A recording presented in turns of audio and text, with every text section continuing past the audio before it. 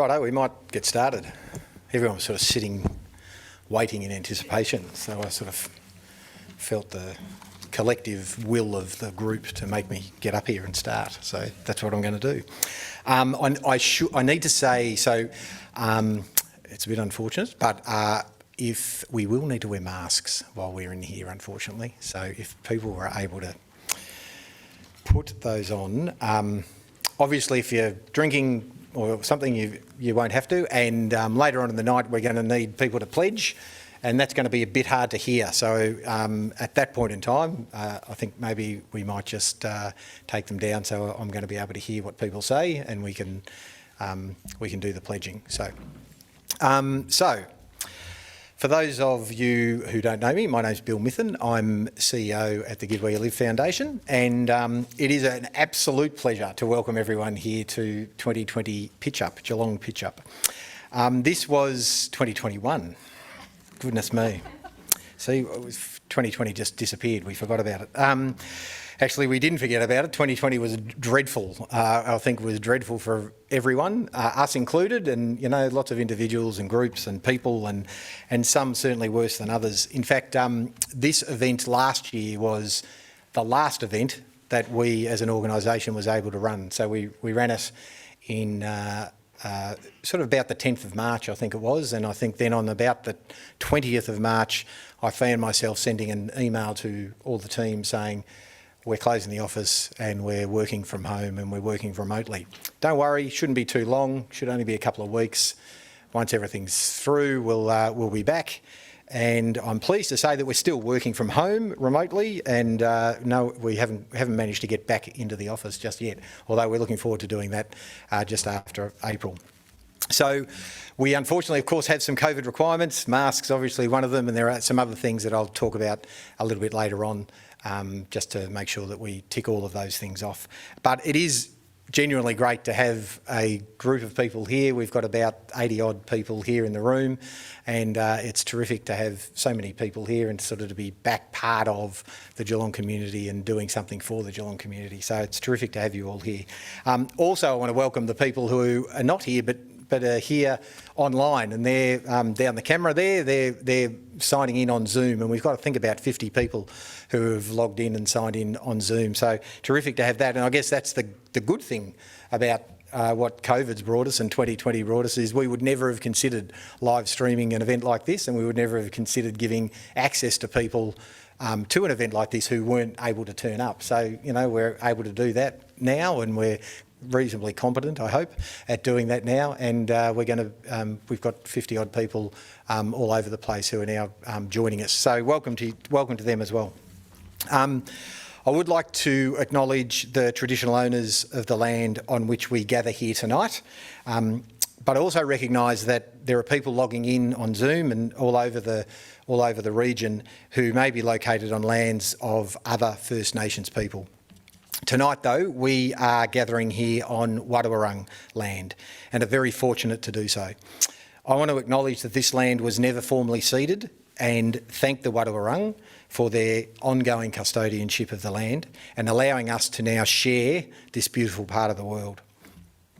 I also want to welcome all First Nations people that have joined us here tonight in person or via Zoom, and pay respects on behalf of everyone to all elders past, present and emerging. Can I also just acknowledge a few other people who are here, and we've got some board members of Give Where You Live and life members of Give Where You Live. The board have done a great job over the last 12 months. We know how hard it's been. It's been a pretty tough time, and they've been a real pillar of support for me, support for the team and support for the organisation, and I really want to thank them for that. So tonight in the room we've got Meg Price, Daleen Kroger and Todd Devine, who are all board members of Give Where You Live, and welcome to all of you. And online, probably sitting at home with a glass of wine, I hope, Murray Boyd, who former chair of Give Where You Live and is also now, as of the last AGM, a life member, and Keith Fagg, who's also a life member. So welcome to you, Murray and Keith, as well. So, also some thanks to, we've got some matched funding, so I'm going to explain how the night will work shortly, but essentially pledges tonight are matched by a group of organisations very generously have donated some money towards that and contributed. So one of those is the Anthony Costa Foundation, and from the Anthony Costa Foundation we've got the General Manager of that foundation, Cynthia Shearer here. We know Cindy well, who last time we had this event she was working for us, and now she's doing a great job at the Anthony Costa Foundation. So welcome to you, Cindy. But also we have Elaine Costa, Lockie Devine and Jackie Devine, who are all trustees and board members of the Anthony Costa Foundation, and not only that, but they represent 3 generations of the Costa Foundation, the Costa family. So that's fantastic to have all of you here with us. And in fact, Elaine, I think you may have 12 grandchildren here in where I've lost, there you are. I think you may have 12 grandchildren here in the audience. So we are absolutely overrun by Costas. And so anyone who knows me actually knows that I'm quite fond of a collective noun, like a murder of crows or a puzzle of zebras, So I'm thinking that my first challenge to all of you tonight is to come up with the collective noun for the Costas. So something of Costas. We can go with the boring things like, given their heritage, a bunch of Costas would work, or maybe a punnet of Costas, but I think we'll come up with something better than that. So that is my first challenge to everyone, to come up with a collective noun. It was about this time that I was going to tell a very bad joke. I'm anxious about it, but I'm going to do it anyway. So we all know we all know that the collective noun for crows is a murder of crows. So what do you think you would call one crow sitting on the wire? That would be an attempted murder. Boom, boom, that got about as good a reaction as I thought it would. Anyway, but online we've got 3 other trustees and board members of the Anthony Costa Foundation: Lisa Whitmore, Rhonda Arnett and Jay Costa are also online. So welcome to all of you. And then from Gforce, who are another matching funder, Lucy O'Reilly and Cam Quinton are here. Thanks, Cam and Lucy. Nice to have you here. And I think maybe Simone Grace is also from Gforce and online. And from the Erdi Foundation, we've got Karen Jackson, who's actually from the Novotel. So the Erdi family, that foundation owns the Novotel, and Karen's here representing both the Erdi Foundation and the Novotel, and it's terrific to have her here as well. Finally, I'd like to say thanks to TFN, who is the funding network. I think Andrea Heffernan's here somewhere, hopefully. There she is. Good on you, Andrea. So this is what we do tonight is really the funding network's thing. They developed this whole idea, developed the IP and the technology to be able to do it. And we partnered with them about 3 years ago to do, I think, your first event outside of Melbourne or Sydney. And it went so well, and they then had a strategy of saying, we want to do these events or enable these events all across the country. And so they've allowed us to continue using all of their IP and support us in doing that and helping with the pitch coaching and allow us to run it. So it's been a great partnership with TFN, and we have really enjoyed it. And so thanks for coming along, Andrea. Good on you. Thanks to event partners. So just to help cover some costs, we've got from Evans and Partners, Phil Anglin. Thanks, Phil, for being here. And from Harwood Andrews, we've got Justin Hartnett, who's a former board member of Give Where You Live. Welcome, Justin. Jane Mithen, who isn't a former board member but continues to be my sister. So welcome to you, Jane, and Stephanie Beard. So welcome to you, Steph, as well. Right, quick housekeeping. So in the room, masks. We've already done that, and obviously trying to social distance as best we can when moving around. There are bottles of water over on the side. If people want to drink, please feel free to jump up and grab one, or stick your hand up and one of the staff members will come and bring one over to you. So if you need a bottle of drink, just yell out. We normally would do catering and have a drink at a night like this and have a little bit more fun in that aspect of it. We're unable to do that because of COVID restrictions, so we're sorry about that, but hopefully we'll still have a bit of fun anyway. And of course we are filming, so we're filming for Zoom and we're recording that, and there's photos being taken. If you don't want your photo taken or you don't want to be part of the film, you need to sing out and let us know, and we'll make sure that we don't include you whatsoever. For the people who are online, welcome again. Keep your mics muted, and if you could put your screens on presenter view, so the speaker will be the main picture or the main image on your screen.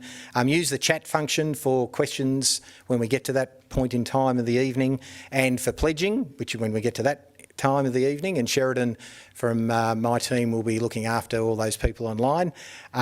We are going to take a photo of the people online, so for those people online, if you can put your cameras on, I'm just going to let Sheridan manage this rather than us all stand here and not be able to see anything happen.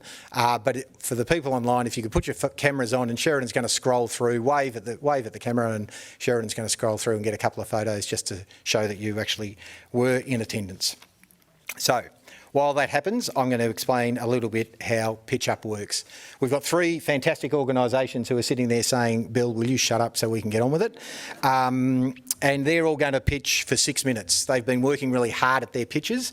They've been given some training, completed training, and they've really worked at refining those pitches so that they're entertaining and meaningful, and everyone here tonight's going to be able to hear from them. After those 6 minutes, we'll have 2 minutes or 3 minutes worth of questions. So anyone who's got a question of the pitcher is able to just stick your hand up. Now, when a question's being asked, if you could just put your hand up, I'll come across and you can stand up and ask the question. I'm unable to pass you the microphone, so I'll repeat the question into the microphone, and then to make sure that these guys are able to hear it and able to answer it properly. After all three organisations have finished their pitching, we'll ask them to leave stage right through the door here, and that's when kind of the fun begins. So each organisation will have an advocate speak on their behalf for 2 minutes, and then at the end of those 2 minutes, the advocate will pledge an amount of money, and pledging will begin for that organisation. And so that's when all of you have got to do a bit of work and hopefully come along for the ride and pledge a bit of money for these three fantastic organisations. We'll go through all three, and then we'll have a second round, which will be an opportunity for anyone with anything left maybe in their wallets to pledge for any of the organisations. I'll explain how the funding works when we get to that point in terms of how the matching funding works, but we're going to get forward to the pitches. Before I do that, a couple of quick words on Give Where You Live. I think over the last little while, certainly the last 12 months, we've worked really hard at what our role in a system is, at what our role in social change is, and where we should play a role and where we shouldn't play a role. And we found that what we want to do is support communities, and I guess what we know of communities is they're made up of two key elements. They're made up of people and they're made up of places. And so our theory is that for people to thrive, they need access to good quality education and have a good quality education. They also need that to flow through into having a sustainable and sustaining job, a job that sustains their lives and helps them to live a good life, their best life. And they need not be limited by a life crisis. And if people are thriving in that way, then we know places will start to thrive, but we think there's still some work to do around places. And the two key elements for us are that we think communities need voice. So in many instances, the people that we're trying to help and trying to support, and these people are trying to help and support, don't have voice. They don't necessarily have the ability to get up and say, this is what we want for our community, this is the outcome that I want for me or my family. And things are done to them rather than with them. And so we think that one of the roles we can play is to give people voice. The final part of the place, we think, is that prosperity is widespread. And in a region like Geelong, it's pretty strong. We're a prosperous region, but it's not necessarily shared. It's never, in a kind of capitalist democracy, it's never going to be shared perfectly. It's never going to be shared evenly. But we think it should be shared better than it is. And one of the roles we think we can play is to look at different models, different economic models, and the way in which prosperity can be shared more evenly across the board. So places thrive when communities have voice. They thrive when prosperity is shared, and that's where I guess we're going to dedicate our resources, and whether those resources are expertise or influence, connections, energy, or as is the case, some funding, that's what we're going to do. Tonight, of course, is about the education piece. These are three organisations that are working in the education space with young people to ensure that they complete a good, solid education and get all the benefits that we know a good, solid education brings. 2020 was dreadful for education and young people. Anyone who had young people at home doing homeschooling knows how difficult it was for parents, how difficult it was for students, and how difficult it was for teachers. I think we've never, ever valued teachers more in our lives than in 2020 and realised just how difficult a job that is and maybe how undervalued they've been than in 2020. So the three organisations tonight have been trying to assist education outcomes for young people, not just in 2020, but for several years. And so the first organisation of our pitching organisations is EdConnect. And EdConnect provide in-classroom learning support for students, as well as offering mentoring services to help build students' confidence and provide them with guidance and support. Our pitcher on behalf of EdConnect is Danny McNeil, and Danny is the General Manager of the East Coast for EdConnect. She's worked within the for-purpose sector for the past 15 years in a number of senior management positions. She's passionate about making a difference and focusing on the why of the organisation and why do they exist and what is her role in that. She prides herself on building relationships and driving engagement from those she works with, be it volunteers, schools, supporters of the organisation, media and staff. And she strongly believes that through sharing stories, I'm sure she's going to share a few tonight, highlighting the wins, explaining the challenges, there is a greater understanding, compassion and willingness to stand up and make a difference. And so with that, I'm going to invite Danny to come forward and pitch. Go Danny. Give her a round of applause.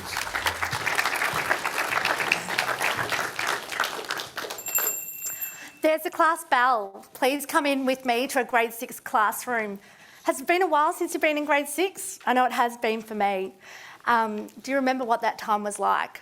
But hang on a second, stranger danger. You don't know who I am. My name is Danny McNeil and I'm very proud and privileged to be the General Manager of EdConnect for the East Coast. I love the work that we do. I think about my upbringing and I was very lucky. I had a stable, loving household and I had parents and other people in my life who were role models, who supported me along with my education and my emotional well-being. We know not every student has great people like that in their lives, and that's why our organisation is so important. But a bit more on that a bit later on. So let's come back to the classroom. We can see an amazing teacher who is doing a fantastic job. Very full curriculum and a lot of reporting that she's got to do. She can tell her class has missed half a year of learning. They're struggling socially, emotionally and academically. She's pretty fatigued from last year, but she's doing the best she can. As we gaze across the classroom, we can see a rowdy bunch today, but there's one student in particular I can see. His name's Alex, and he's trying to be invisible. He's really struggling. See, going into grade 5 last year, he was hanging on academically, just. And then COVID hit, and it was devastating for Alex. 79 days of remote learning, or 79 days of no learning for Alex. 79 days of no structured education and support to help him along the way. 79 days of no breakfast club. 79 days of no or limited internet because mum didn't have any data on her phone to hotspot. And much more than 79 days that he didn't have access to his friends, either online or playing basketball. So in the classroom today, Alex is feeling very overwhelmed. He's feeling very isolated and unsure of himself. He's not understanding the maths task at hand and the strategies he's supposed to be using. And there's a persuasive writing task that he can't even get his head around. When the teacher talks about heading into year 7, he gets a big knot in his stomach. He's not coping. The path ahead for Alex looks pretty dark and grim. And there's a crossroad coming up, and that's heading into secondary school. There's one path where he can go it alone and try and find his way. But most likely he's going to fall through the cracks and it's really going to impact his education and learning, and the outcomes will be dire. But there's another path where we introduce an EdConnect transition mentor, someone to journey with Alex and to help him along the way. An EdConnect transition mentor would spend 1 hour a week with students like Alex to support them, to champion them, to see the strengths in them that they don't see themselves, to workshop strategies and to tackle challenges together. We know the EdConnect model works. 100% of our partner schools surveyed said they saw improved self-esteem of students who had an EdConnect volunteer. 99% of schools said they saw a reduction in disruptive behaviour of students. And 99% said they saw improved relationships from students in the school community. We know the transition from going from primary school to secondary school is a massive leap, but the Murdoch Institute has our back with the research. Their research shows that this is a critical time where students with vulnerabilities need greater social and academic support. Those with challenges behaviourally and emotionally need greater support at this point to avoid disengagement in Year 7. But we take great heart in this research that says that the grade 6 teacher is the best person to identify which student would really benefit from getting additional support heading into Year 7. It's a lot to take in, isn't it? Our Geelong partner schools, they know which students need support, and we have amazing people within this community who are willing to put up their hand, give their time, their skills, their knowledge to help students thrive. That's where EdConnect comes in, but you might remember us as Time Help, and we're the conduit. We find, recruit, screen and train these amazing people in the community and then work with our partner schools to find the right match with the student to support them and help them along the way. Our program changes the lives of students, but it also changes the lives of volunteers. I want to introduce you to Reno. Reno is 73, a retiree, and lives in Lara, and he's gorgeous. And when he retired, he really considered what his purpose was, and he wanted to have fulfilment and not end up on the scrap heap. And they're his words, not mine. And so Reno's been mentoring for 3 years with EdConnect, and he shares his favourite story. He was mentoring this student who had a very challenging background, and over time, trust was built, a bond was formed, and real growth was seen in the student. Sadly for Reno, both his sons had passed away, and it was coming up to Father's Day, and his student came up to him and said, "Reno, you have no children, and I have no father. Here is a Father's Day gift for you. Reno, I love you." We need to find Renos for other students like Alex, and we need your help to do that. Our goal is to have 15 transitional mentors to journey with students from grade 6 into Year 7 as they make that massive jump from being the big kids in primary school to the young adults in secondary school. We can do this with your support and the power of a volunteer's hour.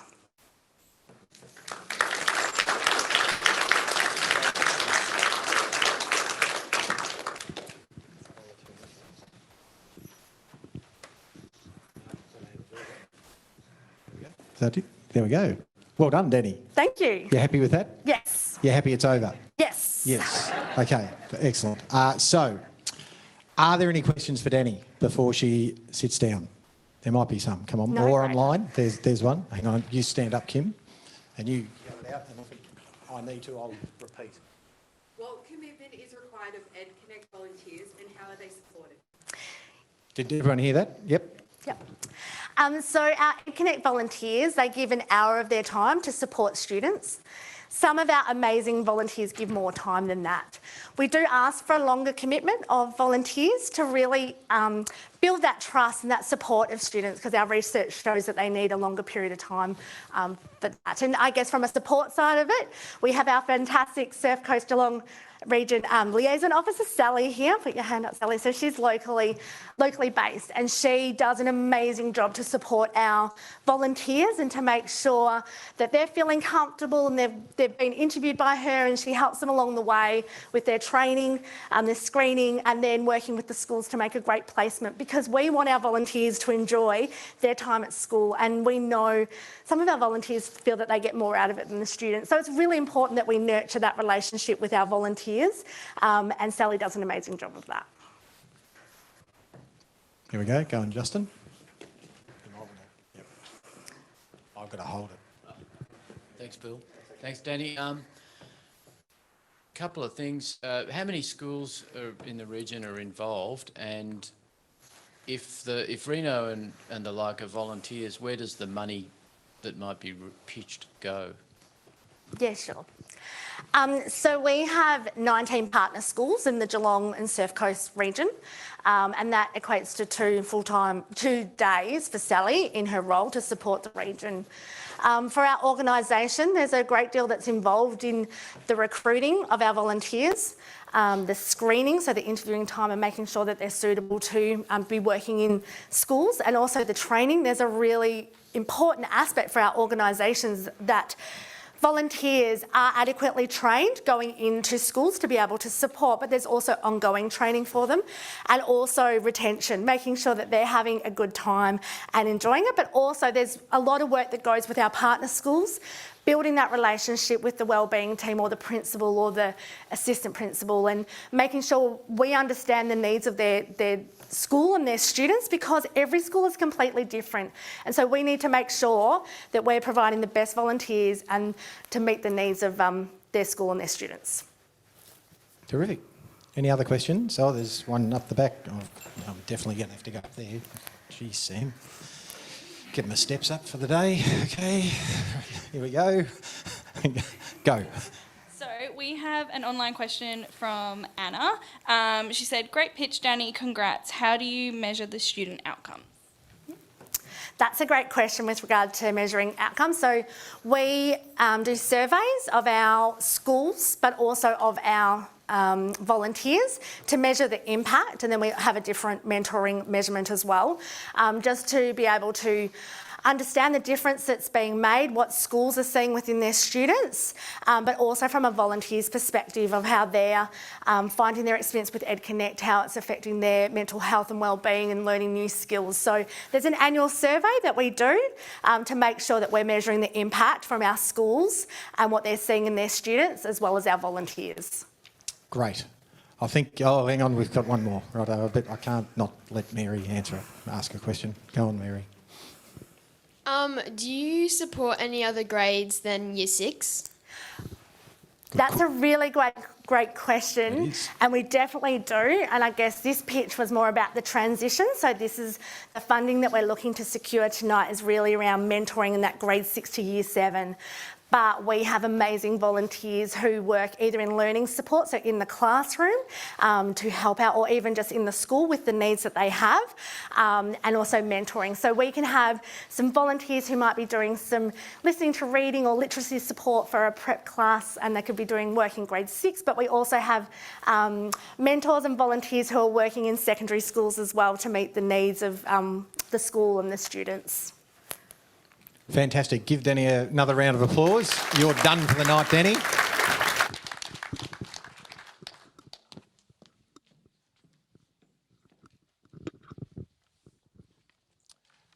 Well done, Danny. That's it. You're finished. Yep. Good job. So our second organisation who will be pitching tonight is Geelong Youth Engagement, or GYE. GYE aims to empower young people to launch into successful adulthood and reach their potential through experiential programs and mentoring.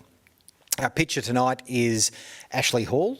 Now, Ashley was a participant of the Geelong Kokoda Youth Program in 2015 as a Year 10 Matthew Flinders student. During her time on the program, Ashley showed great strength and growth, and with the help of the mentors and other peers in the program, Ashley was able to successfully trek the 96-kilometre Kokoda trek and overcome many obstacles that were ahead of her. Since graduating from Year 12, Ashley went on to study a diploma in community services and is now working in the wellbeing team at Northern Bay College. Ashley was also welcomed back to do the trek again, the Kokoda trek, with Geelong Kokoda Youth Program in 2019. But this time she went as a mentor for the young people that were attending. And so let's welcome Ash to the stage. Give her a big clap.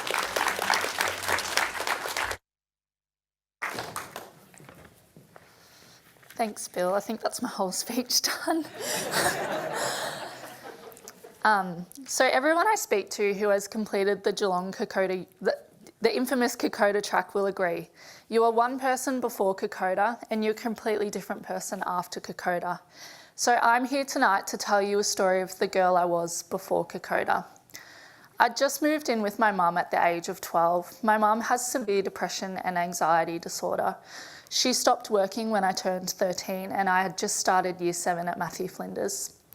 Once she stopped working and started living on Centrelink, our life took a downhill spiral. I had to grow up really quickly because her mental health took over our whole life. I became the entire responsibility of my household, which meant not only caring for myself because my mum wasn't doing that for me, I also had to care for my mum, care for our pets, take care of the cooking, cleaning, and sometimes even sourcing food from food relief like Salvation Army. Being only 13, obviously I was stuck, and I was stuck comparing my life to my peers at school. I felt left out that I couldn't even bring food for lunch, let alone attend things like camp, excursions, or play any after-school sports. So I started skipping school and started sleeping all day. I didn't receive any help from my mum to pay for my school fees, my books, or my uniform, so it started to build up. However, I refused to drop out because I wanted to make something of myself. I saw how hard it was to survive on Centrelink and I didn't want that for my life. However, I never got any recognition for how hard I was trying. I was a full-time student, a full-time teenager, which we all know is very hard. I was also a full-time mum for my own mother at home. I struggled to focus in class and keep friendships. I started to resent my life and I felt that nobody really understood me. After all, I didn't know anyone else that was caring for their parents. My mother's depression started to rub off on me. Being around her constantly, obviously I started to make me think the same way that she did, which was that life was not worth living and that it was not going to get any better. So I started to self-harm, and looking back, I was truly depressed. However, I thought my life was only as good as I deserved it to be. I tried to take my life many times and constantly cried out for help, but I did not receive it, until I was nominated for the Geelong Kokoda Youth Program by a teacher who believed in me. When I was offered the position, I remember thinking these exact words: I will never be able to complete the Kokoda track. But what's the worst that could happen? I could die. So what? I wanted to anyways. However, I showed up for training every week, and as I got fitter, my mind started to get healthier and I developed a purpose for life, and I built self-worth. I gained access to an incredible network of mentors who I still are connected with to this day and formed a really special relationship with some of them. And what do you know? I completed the Kokoda track. I truly realised what I'm capable of and that there's more to life than what I've been given. After coming home from Kokoda, I was the first in my family to graduate Year 12. I went on to receive a double scholarship for my Diploma of Community Services. I received an award for Victorian Trainee of the Year, and I now work in a primary school in Kokoda as a wellbeing worker. I feel that I'm the perfect representation of hope for this role because for me, many other young people in Geelong, all it takes is that one adult to believe in them and give them the leg up to succeed. In 2019, I was asked to come back to the program to mentor the students who were taking part that year, and I walked the track for the second time in September 2019. It wasn't any easier the second time around, but this program saved my life, and it's the reason I'm able to stand here today and talk to you all. It's the reason I'm able to work hard in my community and raise the next generation of Ashley Halls.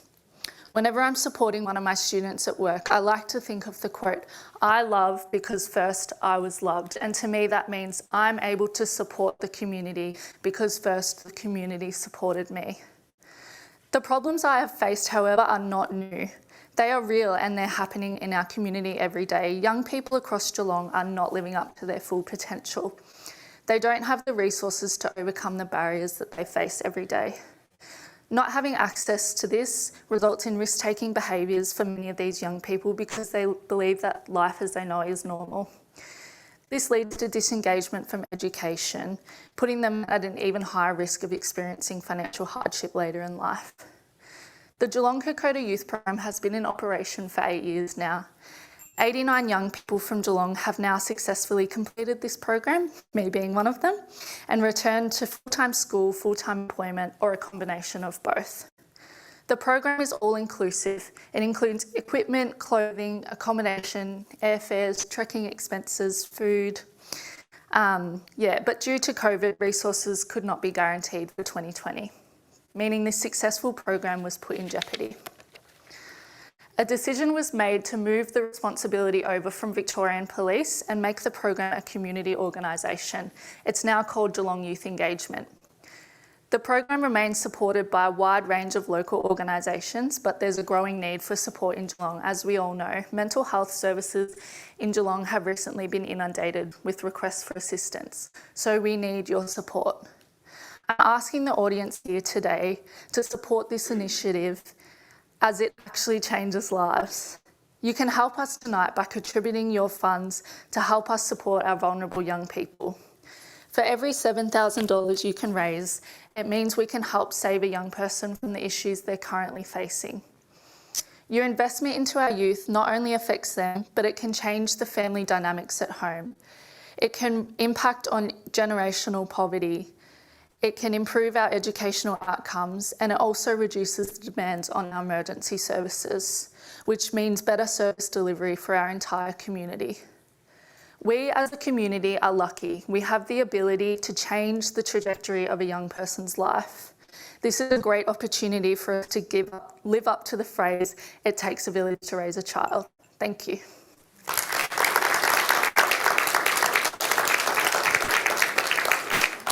Well done, Ash. Is that on? Yes. Stay up there. Don't you? You've got a job to do. I know, but Andy's coming to join you, I think. Yes, come up, Andy. Microphone, you do. So, Andy was a police officer for 30. That's good. Officer for 32 years. Correct. Is that right? 32 years, and was a youth resource officer for the Geelong region for the Victoria Police. And was involved in this before it became Geelong Youth Engagement, and is now the CEO of GYE. I am. You are. There you go. So Andy's going to help with some questions, just like the financial ones and things. Yep. Like when Justin says, "Where's the money go?" He's going to answer that question, and you don't have to, Ash. So, are there any questions? Oh, it could be a short night for you, Andy. Oh, there you go. There's one up. Yes, Andrew's got one. Excellent. Go on. Oh, no, you're not allowed to touch it. Oh, no? Okay. Sorry. Well, firstly, I've been to so many of these events, and that'd have to be one of the best pictures I've seen, so congratulations. And secondly, last year during COVID, did you have another avenue for supporting the young children that you work with? Last year was pretty difficult for everybody, and unfortunately we weren't allowed to spend any time through all the COVID restrictions, and my role as a youth resource officer was actually taken off me, and I was walking around parks, making sure you weren't walking too close to another member who might have a dog, and doing all these other duties. And whilst it was obviously important for us to move forward and get into this place today, I'll put my hand up, probably broke a few rules. My shift would probably result in me leaving the Geelong Police Station, driving down Lawn, going all the way around the coast, winding back at the Bellarine Peninsula.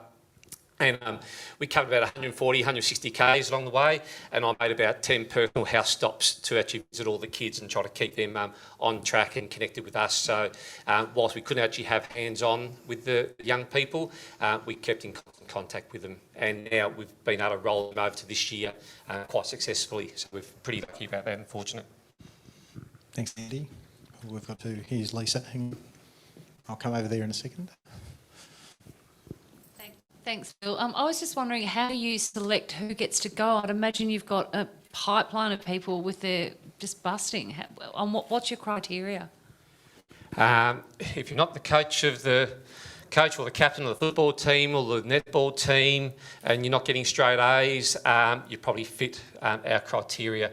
We've just interviewed 40 young people across 13 state secondary schools in Geelong.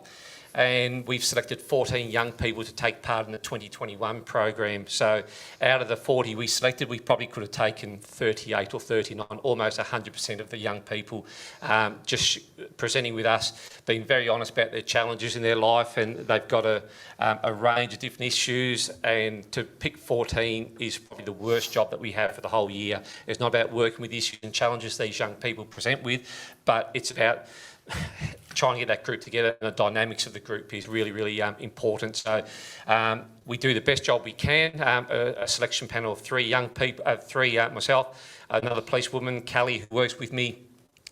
We have a young person, their welfare or their principal representative from school, and also a parent, hopefully. So it's pretty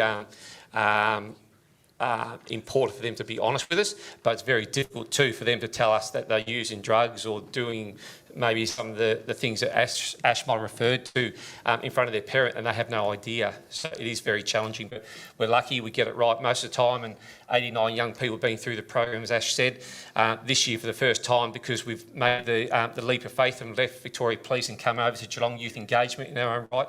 We're taking 24 young people on what won't be Kokoda, but be within Australia now, in our borders. Thank you. Now there was a question. I think there was a question here. Yes.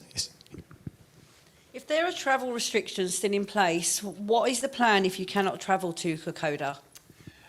Basically, Kokoda is really, really important to us for the track and for the whole program, but at the end of the day, it's only 12 days of the program. The before and the after is probably the most important part. But in answer to the question specifically, we're not going to go to Kokoda this year. We basically put a line in the sand with the way things are in the current climate. So what we're planning on doing is doing a walk up in Northern Territory. We're talking to the Northern Territory Police, because we obviously have a relationship there with them, and we're also looking at Northern Queensland, talking to Geelong Football Club, because they have relationships up there as well.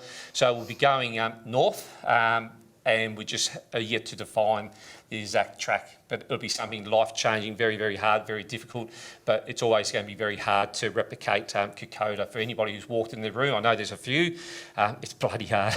It's really hard. I've done it 9 times and it doesn't get easier, like you've heard a few people say tonight. So we will be going within Australia and trying to represent the values of what Kokoda was for us and our forefathers. Great. I think I might have to call it. We might call it quits. Sorry, Sam. We're going to run out of time. So thank you. Thanks, Andy, and thanks, Ashley. Well done. Good jobs.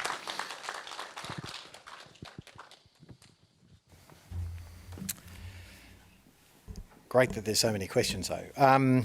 So our third organisation is Strong Brother, Strong Sister. Strong Brother, Strong Sister is 100% proudly Aboriginal owned and operated, and provides culturally appropriate mentoring, wellbeing and support programs to young Aboriginal people to help them achieve excellence. Our pitcher on behalf of Strong Brother, Strong Sister is Keaton Graham. And Keaton is a proud Yorta Yorta, Wiradjuri and Jar Jar Warung man. He's currently working full-time as an Indigenous manager/mentor for Strong Brother, Strong Sister. He's an active board member of the Narramilli charity, and Narramilli offers programs and support for current and aspiring Aboriginal and Torres Strait Islander businesses across Victoria. He's a member of the Victorian Youth Congress, working closely with the Minister for Youth, a council member of the Youth Council at the Commission for Children and Young People, and recently became a contributor to Vic Health's Youth Expert Panel. He's studying a Diploma of Counselling. I'm not quite sure where you get the time to do any of that, Keaton, but well done. Studying a Diploma of Counselling, and once finished his diploma, Keaton aims to study psychology so he can assist young people in his community and help break through barriers and obstacles that our young people face. So, welcome Keaton up to the microphone. Thank you. Before I start, I would just like to also acknowledge the traditional owners of the land on which we all meet today, the land of the Wallarong people, and I would also like to acknowledge the lands on which everyone is joining us today on Zoom as well. I'd like to acknowledge the strength and resilience of Aboriginal communities and pay my deepest respects to elders past, present and emerging. I would also like to acknowledge the fact that sovereignty was never ceded and that we are always on Aboriginal land. Before British colonisation, Aboriginal people have been on this country for more than 80,000 years, not just surviving but thriving. We knew who we were and where we belonged. We took care of each other and our land. Our families and children had strong minds and healthy hearts. Due to the impacts of settlement, our children and young people have lost their connections to family, identity, culture and country. This is alongside the detrimental impacts of discrimination, racism and intergenerational trauma. The results see our children being locked up, taken away from their family and experiencing severe health issues, both physical and mental. To break it down further, we currently represent 3% of the Australian population, yet make up 29% of prison population. Our children are being taken away from their families at rates higher than the stolen generations. Aboriginal children are 10 times more likely to be placed in out-of-home care compared to non-Aboriginal children. And most tragically, the growing rate of suicide, which the Strong Brother family experienced firsthand last year with a young person that I was mentoring. Suicide is now the leading cause of death for Aboriginal and Torres Strait Islander children, years 5 to 17, and accounts for 1/3 of all First Nations young people's deaths. These figures within our community are distressing. And at Strong Brother, Strong Sister, we have been working hard to see better outcomes for the young ones and understand that in order to create real meaningful change, we need you to come on this journey with us. From experience, both as mentors and community members, the Strong Brother team know that connecting young people with culture, identity and belonging has long-term sustainable impacts. We achieve this by providing one-on-one mentoring, ongoing youth groups and school holiday programs and camps, with culture being at the forefront of everything we do. To give you some insight, one of the first young people we supported is still linked in with us and plays a role as a mentor and leader in all our programs. He grew up in out-of-home care, was removed from his mother and siblings from an early age and placed in over 20 homes before the age of 17. Suffering from depression, anxiety and missing a sense of belonging and identity. For 12 months, we provided him with personally tailored mentoring where he found his love for the ocean and surfing, which he identifies today as his own way to connect to culture, country and his identity. We were lucky enough to support this young person to go to his home country in Tasmania, where we spent 10 days travelling to meet family, elders and community. Today, this young man has his own home, full-time employment, a strong sense of belonging and identity, excellent health and well-being, and most importantly, is still connected today, providing support to young people that are currently experiencing a journey similar to his. His ability to relate to the young people he works with helps those he mentors to feel understood in a way most of them have not felt before. This is one of many stories of the young people we have worked with who have seen excellent outcomes as a result of mentoring. Our program is effective because as Aboriginal people, we face unique challenges that make it hard to relate to mainstream support and service delivery.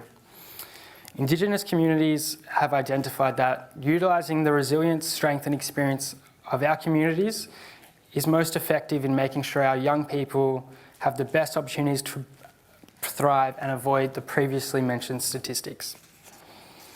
Recognising this, Strong Brother, Strong Sister is proud to be 100% owned and operated by Aboriginal people. Each member of Strong Brother genuinely empathises, understands and listens to our young ones. And this is the key to building a relationship where the young person feels empowered, has a voice and grows. Our programs are tailored to each young person and led by our young people. This ensures that our young people are deciding their own futures. I'm here today to share our story and invite you to walk this journey with us.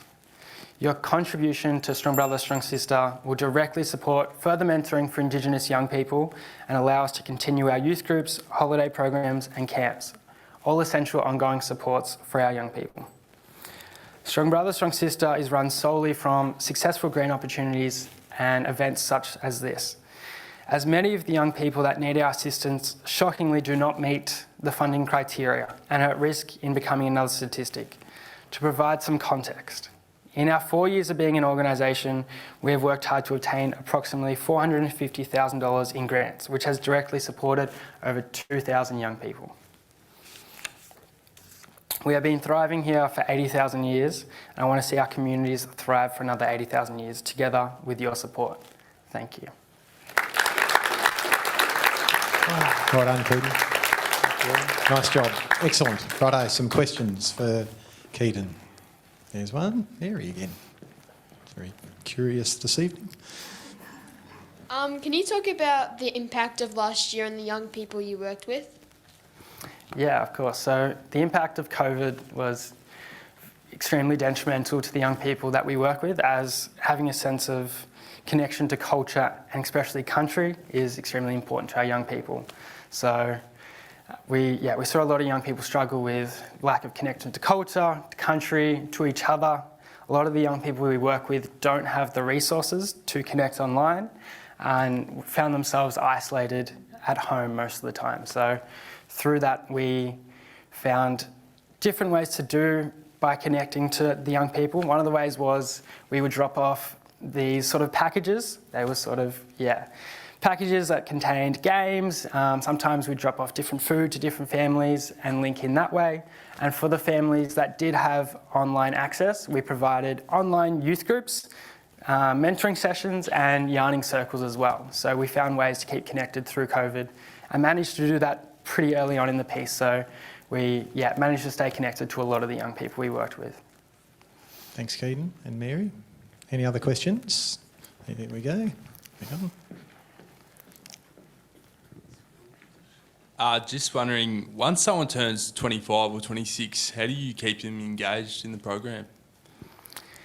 Yeah, so the current cut-off age for a young person is 25. One of the ways that we like to keep our young people engaged is by basically helping them at whatever stage with their own aspirations and journey. And sometimes that's turned into employment with us. Sometimes that's turned into providing them avenues for other opportunities, whether it's educational or without many contacts and networks, providing them platforms to go on and further their career in other areas. So every young person that's been through the program Strong Brother, Strong Sister always has access, whether it's sometimes, if they've reached that certain age, they might not be able to directly come to the groups, but they're still able to seek the advice of our mentors and our CEO as well.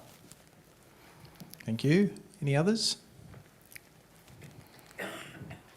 Nope. We're all clear? Sweet. That means you're all clear. So Sweet. Well done, Keaton. Easy. Thank you. Take a seat.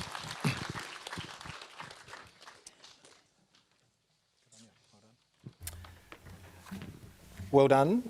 These three can all relax now, and not only relax, but you've got to get out. Congratulations, well done. That's quite a few weeks' worth of work there just to get up and speak for 6 minutes, but it's a lot of work and a lot of effort, and it's putting people out of their comfort zone, and you all did a fantastic job. So now it's my turn to do a good job for you and see if we can raise some money for you. So I'm going to ask you all to exit stage right. Hannah's going to guide you along the way. Well done. And I'm going to explain. I'm just going to put that down. Hang on. And I'm going to explain how this now works. So, as we will pledge for individual organisations in sequence, the same sequence that they pitched. So the first thing that I will do is I will ask an advocate to come up and speak on behalf of each organisation. They'll speak for a couple of minutes and they will then make the first pledge. Now, in terms of pledging, you can do it on the night here, and to do that I need you to put your hand up in the air, and when I kind of point to you or motion to you, say your name nice and loudly, first and second name, and the amount of money that you want to pledge. Now everything tonight that is pledged is doubled. through the generosity of the Anthony Costa Foundation, Gforce and the Erdi Foundation. So a $100 pledge will be worth $200, $500 pledge will be $1,000, and we'll see a total and a graph on the board shortly. I hope that was a bit of a glitch last year, but anyway, shortly to show how we're going, to see how we're going. And we've got a certain amount of funds to try and match, and our goal tonight is to try and match every single one of those dollars if we possibly can. So you've also got pledge forms on your seats there, and pens. If you don't want to sing out, that's fine. You can complete that pledge form and hand it in on the way out. We will ask that anyone who makes a pledge tonight, if they can settle it at the end of the night. We've got a couple of FPOS machines which will be going at the end of the night, and but if not, we can always chase you up. If you're online, please pledge via the chat function on your Zoom meeting, and just send that through, and we'll make sure that that's also read out and spoken about, so everyone knows that a pledge has come through online, and we'll chase you guys up with an email to chase up the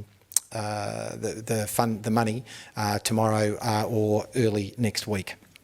So I think that all makes sense. I hope that all makes sense. I'm going to now get straight into it and ask Blanche to come up, who is the advocate for EdConnect, and speak for a couple of minutes and get things going. Go, Blanche.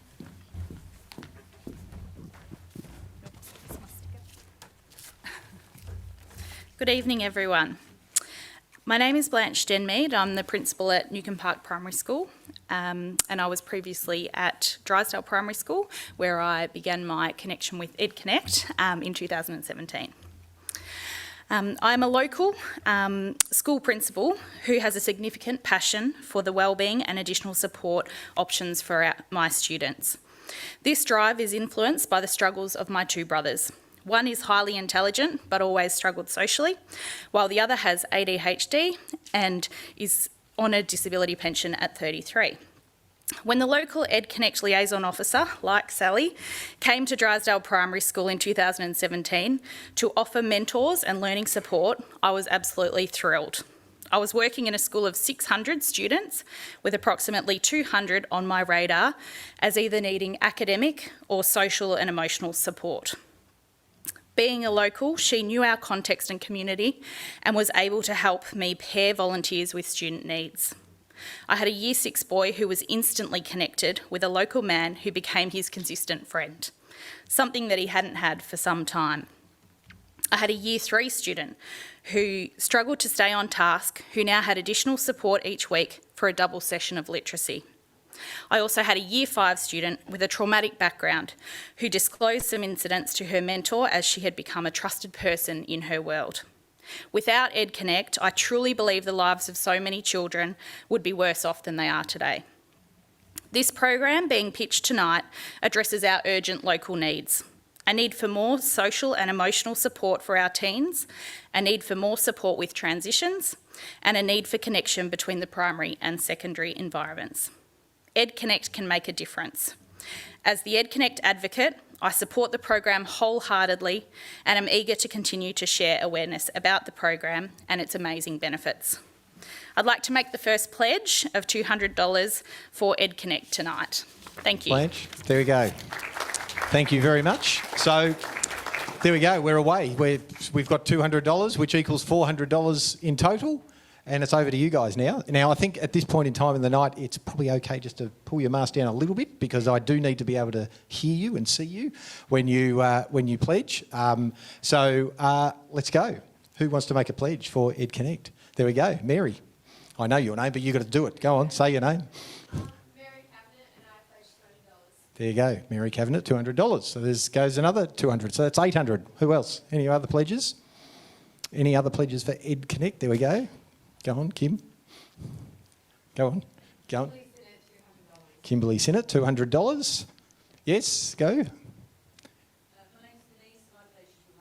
Denise, another $200. Thanks, Denise. That's fantastic. So we're up to $1,600. What else have we got? Any other? There's, yes? Lockie Devine, $200. Lockie Devine. Now you'd be someone's son that I know, I reckon, pretty well, wouldn't you? I'll tell you what. What did you just pledge? $200. I'll match that $200, but only if you do a job for me. So your father, who is Todd Devine, who we've known each other for quite a while, we've had an ongoing bet about who'll finish higher on the ladder, Richmond or Geelong, every year. Now, going back a few years, Richmond weren't much good, and I was taking Todd off to the pier and off to Fisherman's Pier and down to Clatts for lunch, and he was constantly, in the last couple of years, have not had a Mcdonald's hamburger from him. Nothing. So if you can get him to take me out to lunch this year for the last 3 years, at least, I'll match that $200. So is that a commitment from you? Deal? And if he doesn't take it, will you take me? With his card. Yeah, excellent. In fact, that's a better deal. Can you just get his card and we'll go out for lunch? All right, there's another $200 from me. Excellent. Who else? What other donations? Here we go. Oh, hang on. Oh, I missed you. This is Chloe, who's the runner. Oh, look at this. Thanks, Chloe. So this is a pledge, a pre-pledge, I think, and it's from Laurie and I think that's Kathy. Is it Kathy? Kathy Haslam, and they've pledged $1,000, but it's to be matched. So what that means is we've now got to get $1,000 of pledges from the floor to make that $1,000 work, which will mean $2,000, which will then be matched again, which will equal $4,000. So we're trying to match $1,000, and I know Austin's about to do that. Excellent. There we go. Ros and Austin, $150. So we've got $850 to go. Well, who else has got a pledge? There's one. Justin. Howard Andrews, $200. So we're down to $650. Oh, here's something. Yes, Steph. Steph Beard, $200. Right, and what are we down to? $450. Here we go. I know you. Jane Mithen, $200. So what? $250. We got $250 left. Here we go. $200 from Heather Austin. There we got. Well. And you know what? Yep. I actually got an anonymous one here for $50. There we go. You better give that to me, Chloe. Yeah. Chloe's our helper. That says anonymous $50, exactly what she said. So okay, here we go. There's another one. Thank you. Fantastic. So that's matched. So that's $2,000, which equals another $4 onto the total. So that's fantastic. Sam, you've got something down the back. Excellent.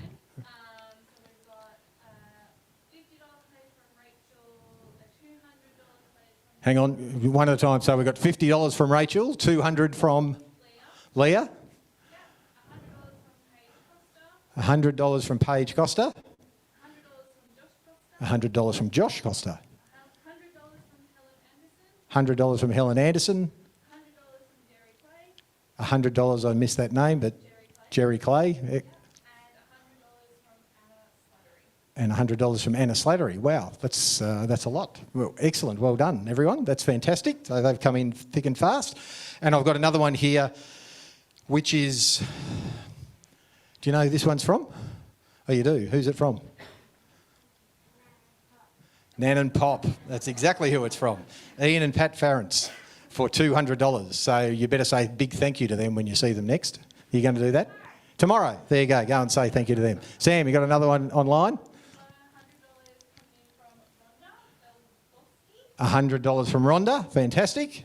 What else? Sheridan's got one. $100 from Libby Coker, member for 100 from Libby. That's nice of her. Excellent. Hang on. I think we had a hand here, did we? Yes? $200. What's your name? Oh, Ben Mithen. Oh, right. Okay. And how much are you donating? $200. $200 from you, Ben Mithen. Yep. We've had this ongoing discussion about part-time jobs in our house, haven't we? Yep. The merits or otherwise. I've sort of been on the merit side, you've been on the otherwise side. So anyway, that sounds like a good incentive for you to get a part-time job, donating $200. So that's good. Well done. Thank you. Here's one. Tom Costa, $200. We still got to get that collective noun, by the way, people. Sheridan? I've got $500 from Terry and Diane Burke. Terry and Diane Burke. 500, did you say? 500. Wow, fantastic. Thanks. That's great. Sam, you've just got your hand up the whole time over there. Helen K. Bissett, 100. Fantastic. Thank you. What are we up to? 10,000. That's great. What else have we got? Here we go. Cindy, this will be a huge one.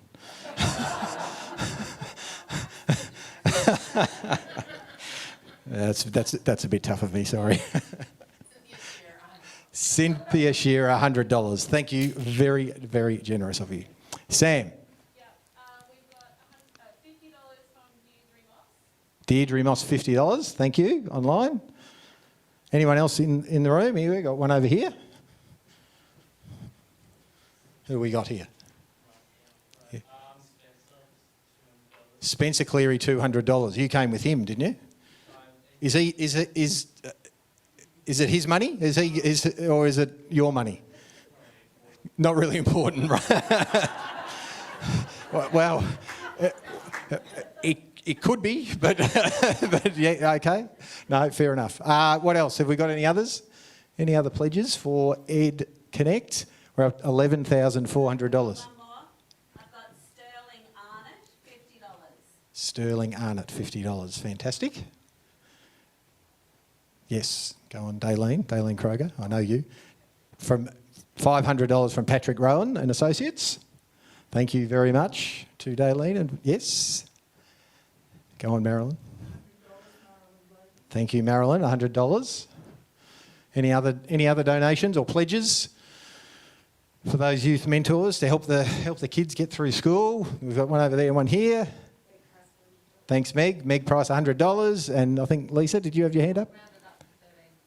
There you go, another $100 from Lisa Kingman. Thank you. And there's one, yes, go on, Phil. $200 from Evans and Partners, $300 from Cleet Watson. Yes. And $300 from England Town. There we go. So that's 200 from Evans and Partners. 200? 300. 300 from Cleet and gee, my memory's just horrendous. And was it 300 from Evans and Partners? And 300 from Evans and Partners. Fantastic. Thank you. Righto, so we're up to 14,700. So we're going pretty well. Let's see if we can get a little bit more. Wonder if we can get it up to $15,000, $16,000. Has anyone else got any other donations or pledges? There we go. Todd. 200 from Todd Devine and a lunch for me. Terrific. So that's good, which will ease. I tell you what, you'll be matching that 200 for that lunch. Okay. Yes, Sam.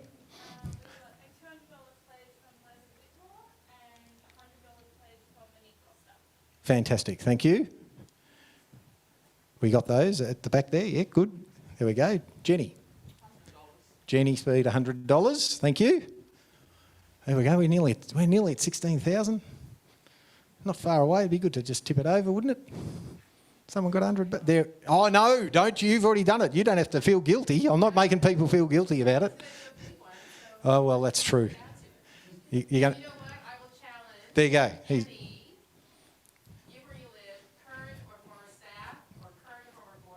Yes. Okay.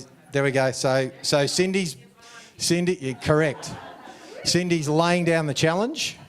She's abandoned Give Where You Live, and she's now she's throwing shots from throwing shots from the cheap seats. Okay, Sheridan's taking one for the team, and she's paying $100. Well done, excellent, good. Kerry at the back. Oh, you match it too. Oh, look out! No, we won't make you go again, Cindy. That'd be terrible. Anyone else? If there's not too much more, so we'll come back to round two for people to have a think about it. But if that's about it, we might move on to the next one. But well done, everyone. Thank you. That's a great effort. That's terrific. So have a now. I've got to get my notes. Hang on.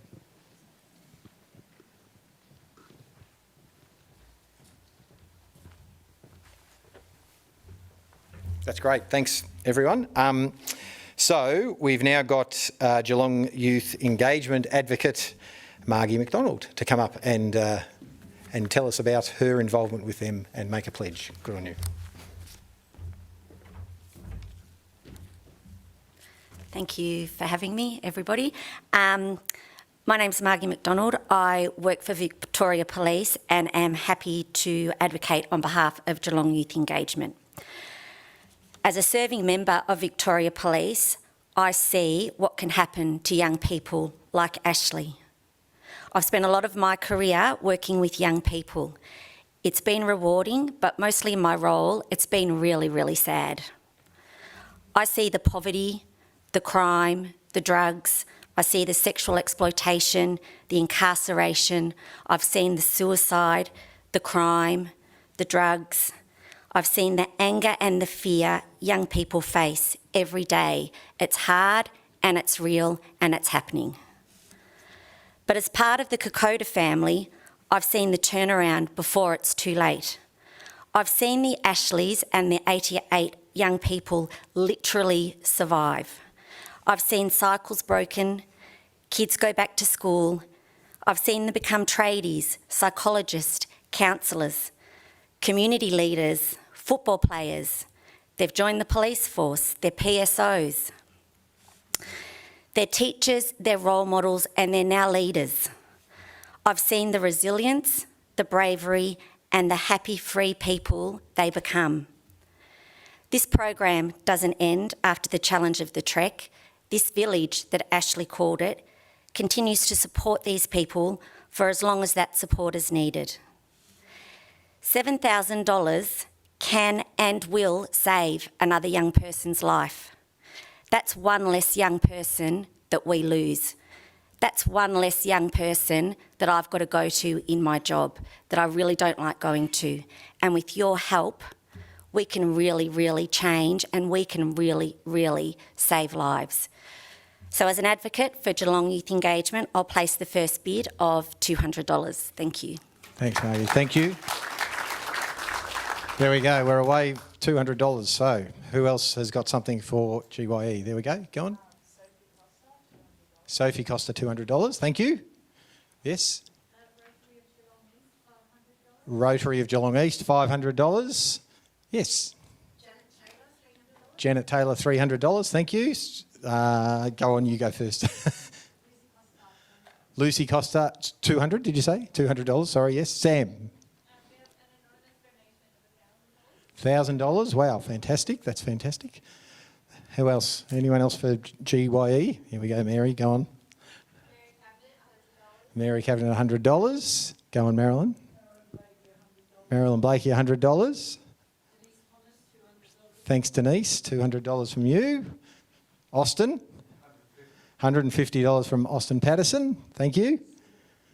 Sue, you're not going to say your surname. Sue Mithen, $100.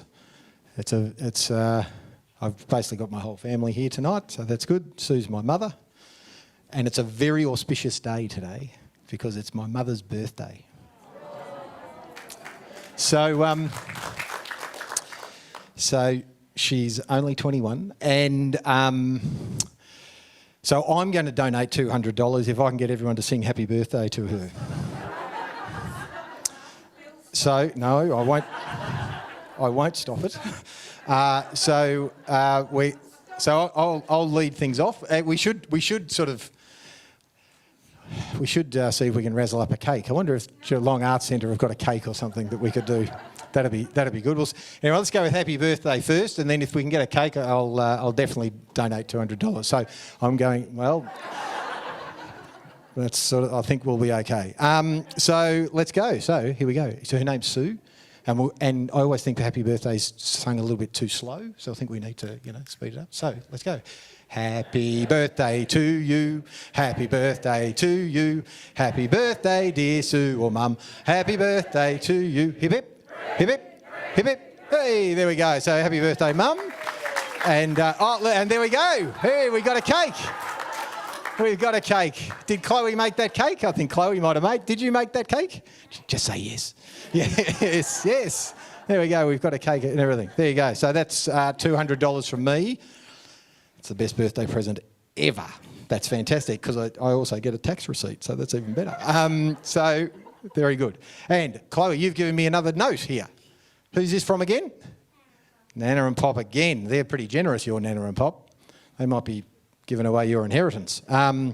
So that's Pat and Ian France for $200. Thank you very much. Sam, down the back.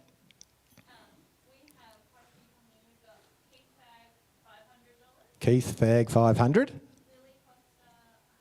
Lily Costa, 100. I didn't hear the first name, but another Hope Costa. Right, thank you. Thank you, Leah. And Josh Costa, $100. Right, fantastic. Thank you. There's a lot coming in online. Anyone else? What are we up to? 8,900. Here we go.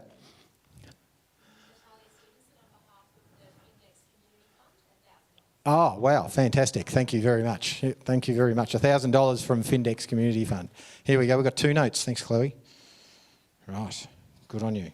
Wow, so Laurie, thanks, Chloe. Thanks.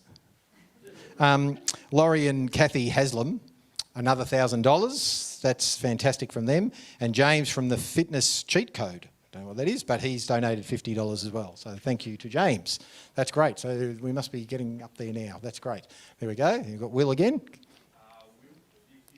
Will Divine, $50. Thank you. Up the back. The Awesome Foundation. There we go. The Awesome Foundation Geelong, $200. Thank you. And another $200 from the Awesome Foundation. Thank you. Thanks, John. Thank you. Here we go. Oh, look out. Yes, what's your name again? Ben Mithen. $200. I reckon that part-time job's looking really, really good.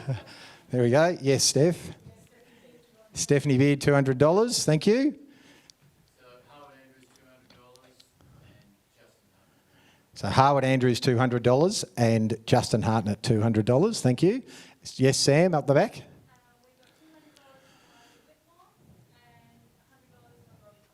$200 from Liza Whitmore and $100 from Robbie Costa. Great. Yes, Spencer. I've stolen your thunder, saying your name, sorry. Spencer Cleary, and that's I did steal that, $200. Righto, thank you, Spencer. I've got another $100 from Libby Coker.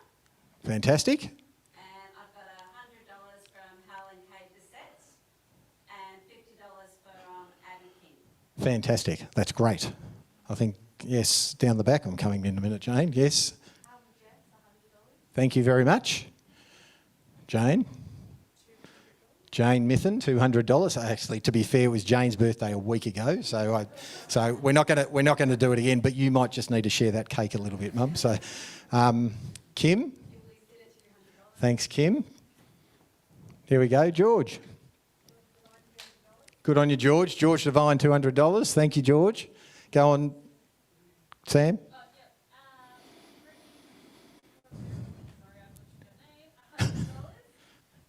Brittany, $100, I think it was. Yep. Julie McDonald, $100. Great. Thank you. Go on, Ainsley. Oh, hang on, sorry. We didn't read the full. So the $100 from Julie McDonald. So Julie is watching from Sydney. Good on Julie. However. Oh, God, trouble. Like 3 pledges from Geelong. For $100 to match, righto. So Ainsley's one. So there's one for $100. We need 2 more. Jenny's another one. Jenny Speed, and Kelly is another one. There you go. 3. There's tell Julie we've actually tripled Sydney's donations there like that. There's one over the back. Yes. Thanks, Julie. You go on. Yeah. Max Costa, 100. Thank you, Max. Go on. Ben Costa, 200. Thank you. Go on, Sam. Tyler, 200. Fantastic. Anyone else? We're still going. Go on, Daleen. 500 from Patrick Rowan Associates. Thank you. Sarah Devine, $200. Very good. Have I done? Oh, yeah, I've donated, didn't I? Because I made them sing. I was going to do something silly with Sarah, but I might wait for the next time. Go on. Yes, the Awesome Foundation, another 200. Thank you. What else have we got? Go on, Phil. I am missing the Tigers opening game. You're dead right, and somebody should get sacked for that. But anyway, that's not going to happen. So I should have just resigned and gone and watched it. But anyway, here I am, and I'm enjoying being here. So let's, especially with the amount of money you're about to donate, it's going to make me feel absolutely fantastic. 200 from Evans and Partners, 300 from Cleet, Watson, and 400 from the England family. So 2, 3 and 4. Did we get that at the back there? Thanks. Good on you. Thanks, Phil. That's very generous. Go on, Sheridan.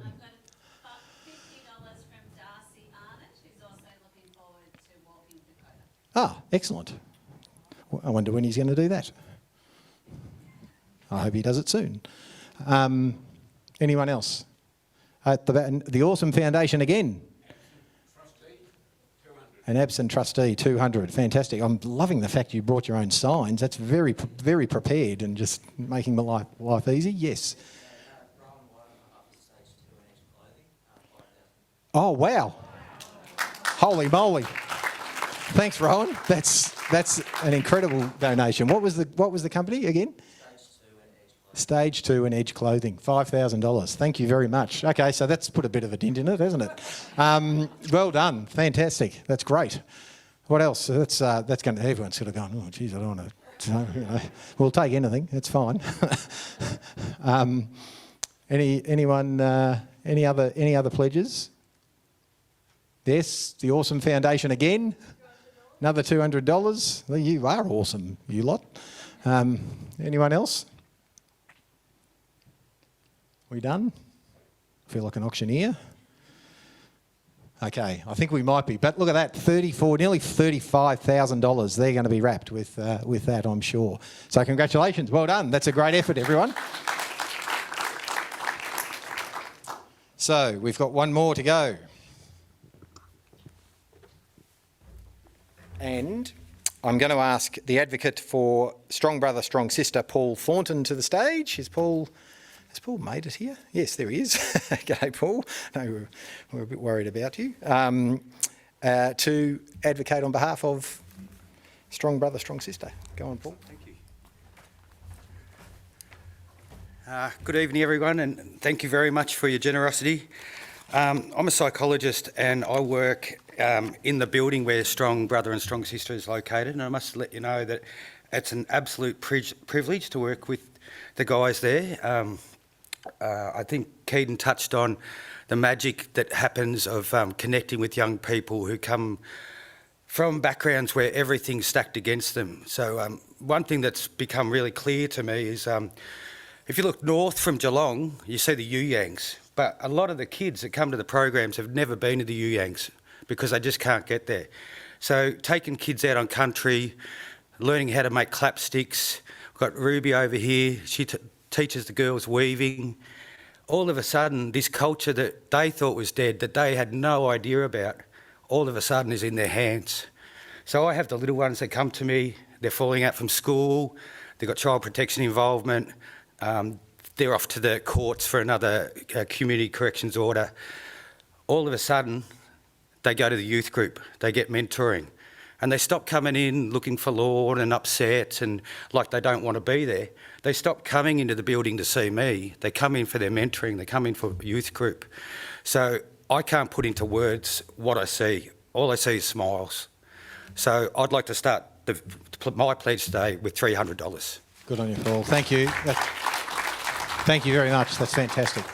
Righto, let's get started. Let's go. Who have we got? Thanks, Paul. Well done. All quiet. Yes, and in the back. Wes, thank you. $100. Here we go. Rotary of Geelong East, $700. Thank you. Yes, there it is. $200. I didn't hear your first name.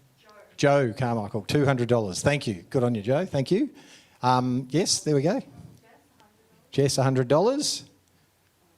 Elaine Costa, $500. Abby Costa, $200. Hang on, we'll just keep going on the row here. Yes. Was it James? Did I hear? Max, how am I going? Okay, good. Thanks, Max. Can't even remember what you said now, so I hope Brad got it. Did Brad get it? Thanks. Sam? Leah Mead, $1,000. Wow, good on Leah. Liz Everest, $200. And Hope Costa, $100? $100. That's fantastic. That's getting things moving. What else? Have we got any others? $200 from Heather Austin. Thanks, Heather. Here we go, Mary. Mary Cabinet, $200. Oops, look, here's Chloe. Thanks, Chloe. Look at that. Now, you still know somebody here, don't you? Who is it again? Nana and Pop, that's right. Nana and Pop, Ian and Pat Farrance, $200. Thank you. You got to make sure you say a big thank you to them tomorrow when you see them. They're pretty generous. They're very generous. And Libby Coker, the member for Corangamite, of course, is another $100 as well. So that's great. Thank you. It looks like Chloe, you got another one. Excellent. Who's this one? So Laurie and Kathy Haslam again have donated $1,000 to Stronger Brother, Stronger Sister. So thank you to them. They've been incredibly generous. Sam, over down the back there. Renee Carmichael, $100. Thank you. Well, I mean, last time I got in trouble because I stole your thunder and now you're just staring at me like, come on. Go on. What is it? Spencer Cleary, $200. Excellent. Thank you. Jane Mithen, $200. Stephanie Beard, $200. Thank you very much. Howard Andrews, $200. Right, now there's a bit of a roll going there. Down the back there. Denise Thomas, $200. Thank you. Austin Patterson, $150. Will Devine, $150.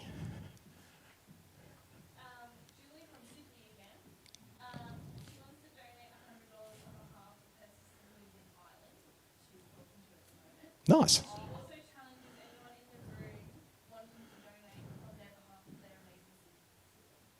Well, most of my siblings are here, so I'm. So there is it.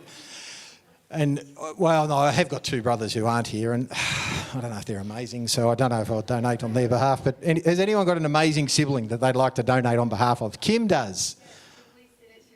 $200. Well done, Kim. Here we go, Jenny. $200 for Jenny's brother. Good luck with that. Kerry? Lisa? How much are you dobbing her in for? 200, right? Okay. Ben, you've got some amazing siblings, I know, because they're all my children. You're dobbing Will Mithen in for $200. Well,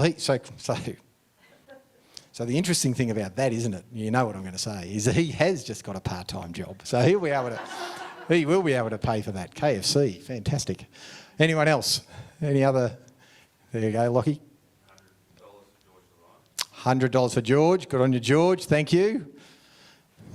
Anyone else? Oh, here's Chloe again, just sneaking up on me. You know, you've got your little thing down there. Your little name badge. Hal and Kay Bissett, $100. Thank you very much, Chloe, and thank you, Kay and Hal. Meg Price, $100. The Anglin family, $500. Phil's got sick of talking, or maybe me hanging it on him. Go on, Jenny. Jenny, $100, and my parents, $300. So Jenny, $100, and Jenny's parents, $300. It's going to be sort of hard to. We're going to have to chase Jenny's parents for $300. I'm feeling a bit mean about that. Go on, Sam. So we've got $100 from Lily Costa. $100 from Lily Costa. $100 from Victoria. $200 from Colleen. Colin, sorry. $200 from Leah, $200. and $100 from Paige, $100. Liza, $200. And Nick, $200 as well. Wow, that's a heap. Oh, this is good. There's lots of donations here. Who else? Has anyone else got one? Justin, you are back. $200 from you, from Justin. Justin Hartnett, $200. Anyone else? Go on, Daleen. Patrick Rowan and Associates, $500. Thank you, Daleen and Patrick Rowan and Associates. Is there anyone else? Ainsley Magnus, $100. Thank you, Ainsley. Okay, any others? Phil? 200 from Evans and Partners. And 400 from Cleet Watson. Thank you to Cleet. You have to say big thanks to him. Sam?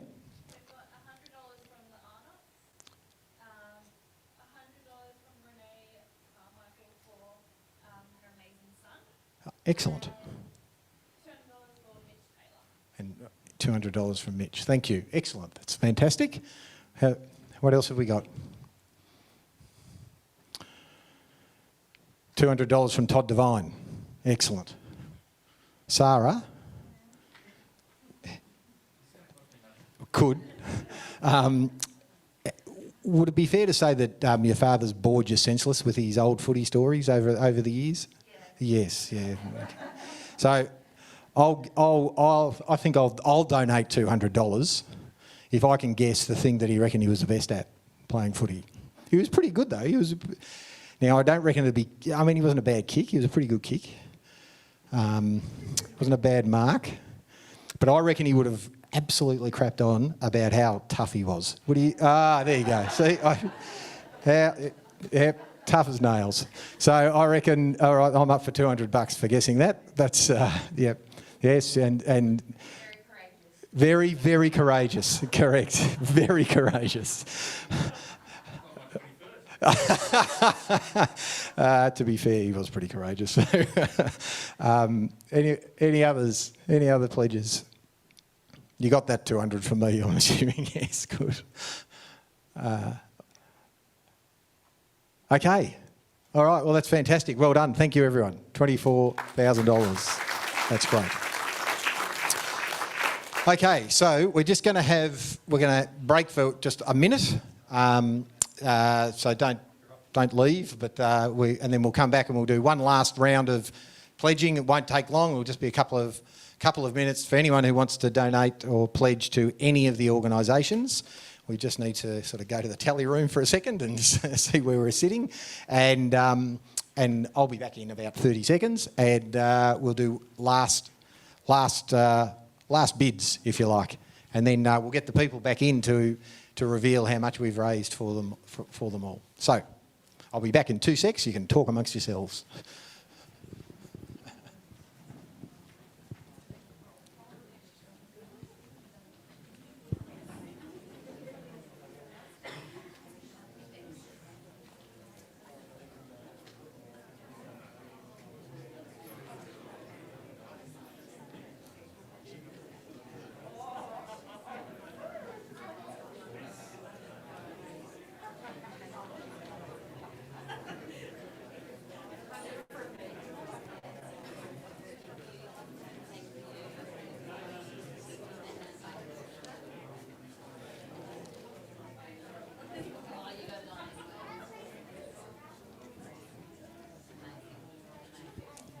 Okay, so we've got total so far 75,000 in total for across the three, $75,400.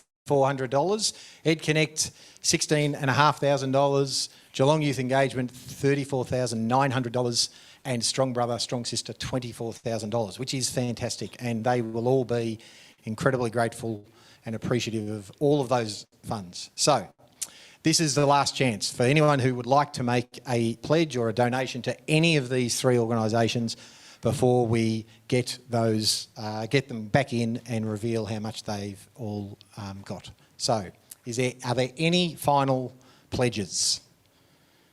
Yes. Thank you, Natalia. So it's $50 to EdConnect, the awesome foundation. Another $100 to Geelong Youth. Sam, down the back.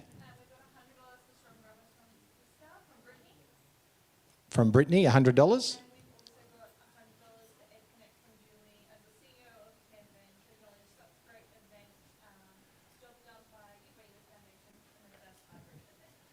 Okay. How much was the donation? $100. Excellent. Fantastic.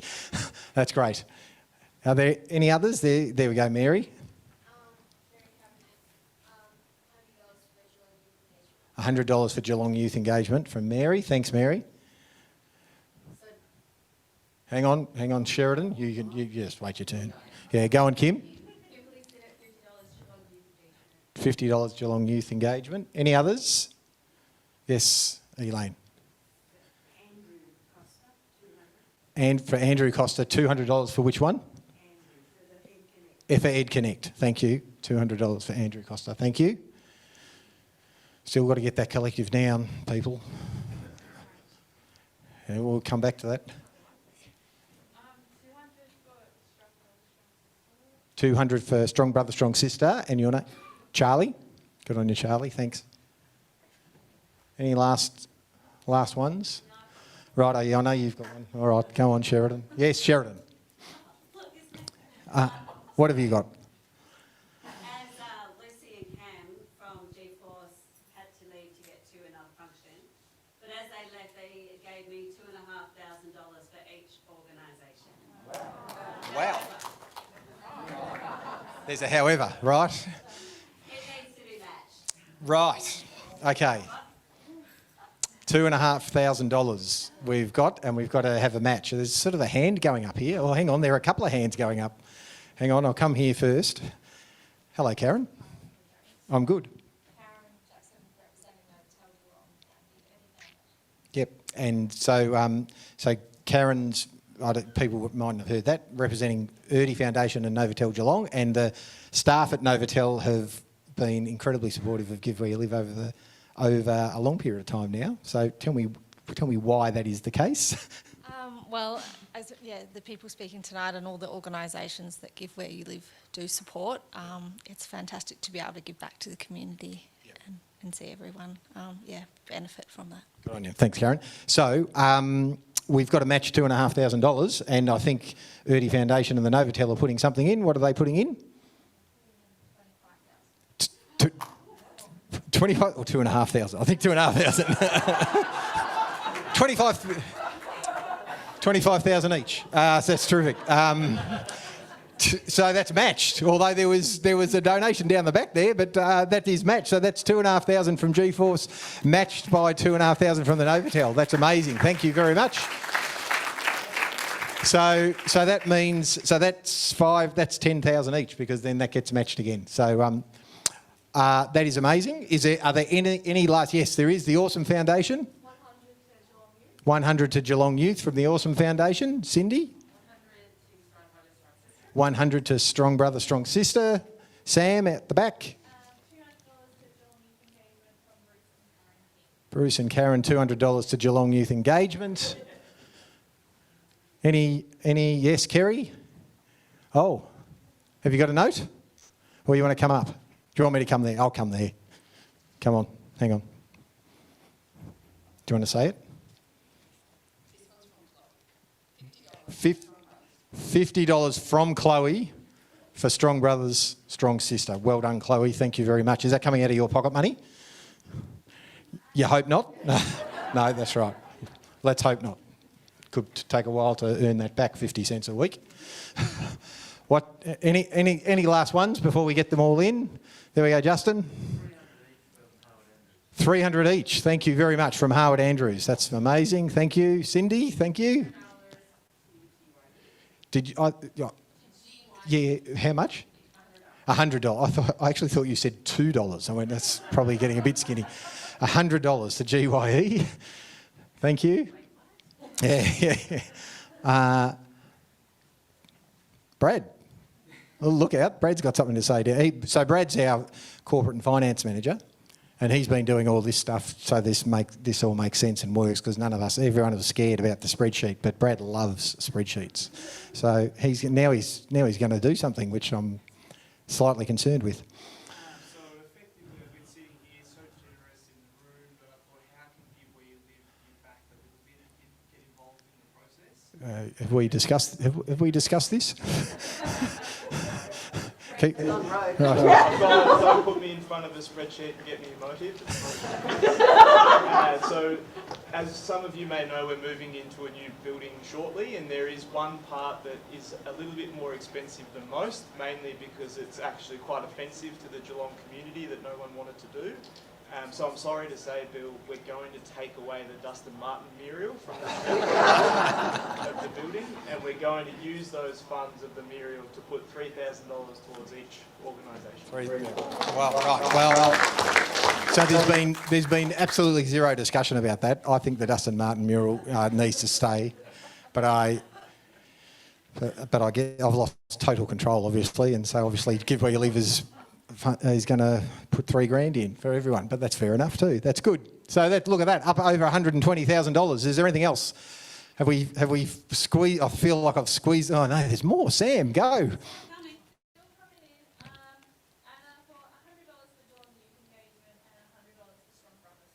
Fantastic, thank you. Another couple of $100. That's amazing. Generosity is incredible. Are we done? Are we done online? No, Brad? Oh, hang on. No, really?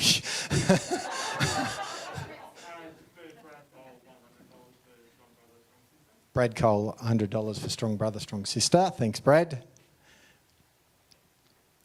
Right, I reckon we might be finished. If we're finished online, I think one... No, we didn't. All right, no worries. I think we're done. So thank you, everyone. That's an amazing effort. That's $121,000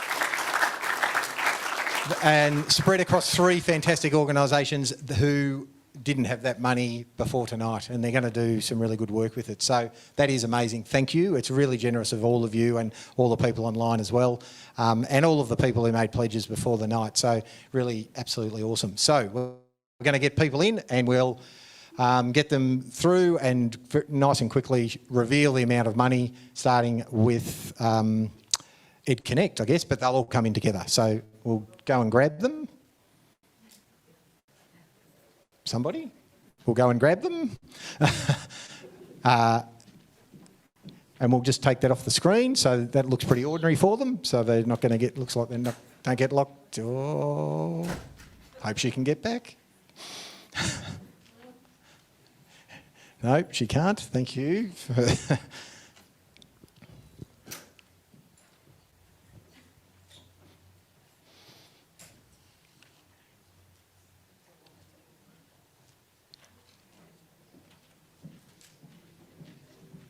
Come in.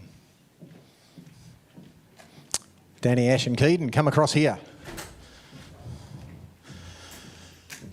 So, how was it in there? Quite. Was it a party? Yeah, it was awesome. Okay, it's good. Had a good bit of fun, righto. Yep.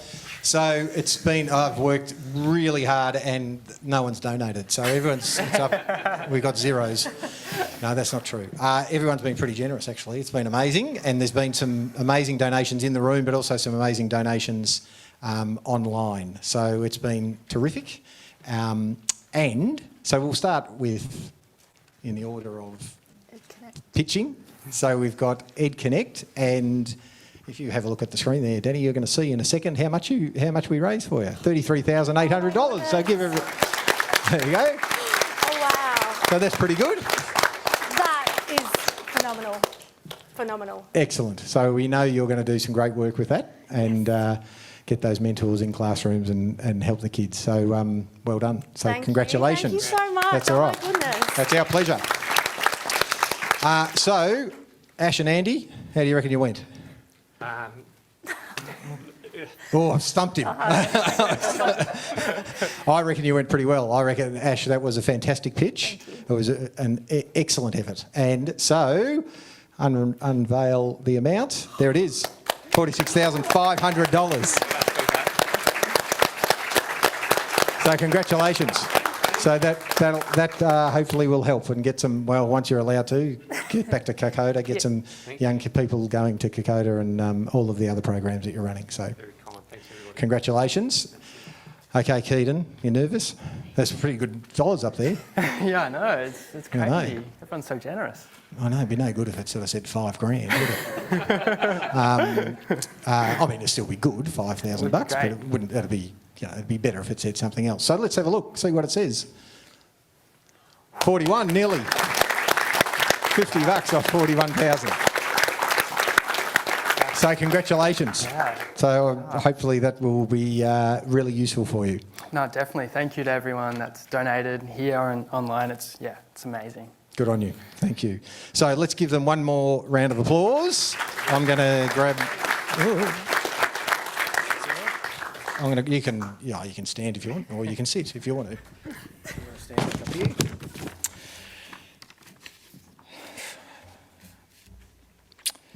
Yeah, that's not the last pages of my notes, but anyway, I'll just have to wing it.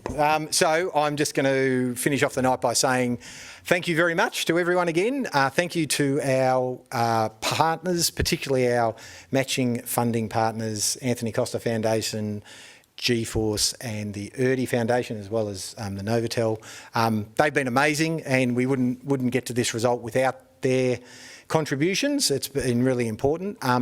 Also want to thank Evans and Partners as well, and Harwood Andrews, who have been who have supported the event, and also the Geelong Arts Centre, who have done a great job. It's not the easiest thing holding events at the moment, as you can imagine, and they've done a great job for us. So it's great to be here and do that. Congratulations to these three organisations who've done an amazing job in the lead up and tonight in pitching. Congratulations to all of you. The final thing I want to say is I'm not sure that we got a collective noun. Thank you to the Costa family, though, in general, who have donated strongly tonight, which has been amazing of them all. There was one suggestion down there. I didn't hear what it was, though. A what? Crate. A crate. I think we can do better than crate. A current of Costas. That's not bad. A coupe of Costas. We're going for a bit of alliteration. That's okay. Anyone else got an effort? There's one down the back. A trolley of Costas. That could be okay. I tell you what, I've given this a little bit of thought, and given the amount of there's a bit of a saying in philanthropy circles about it doesn't just have to be money that you give. So you give time, you give talent, or you give treasure. And given the amount of giving that's going on, I reckon we should have a treasure of Costas. So I think that works pretty well. So thank you to all of them, all three generations. So that's it. Sorry, we'd love to be able to say hang around and have a chat and have a drink and enjoy the night, but we're not allowed to. So so it's home to watch the Tigers beat the Blues with a bit of luck. So thanks everyone for coming, and we'll see you next time, hopefully. Good on you. Thanks.